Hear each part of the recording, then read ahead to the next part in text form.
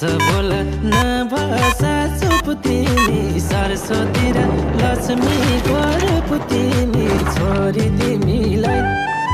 खुसी देख्न पाऊँ सधैँभरि तिमीलाई नभसा चुप तिमी सरस्वती र लक्ष्मी स्वरूप तिमी छोरी तिमीलाई खुसी देख्न पाऊँ सधैँभरि तिमीलाई खुसी देख्न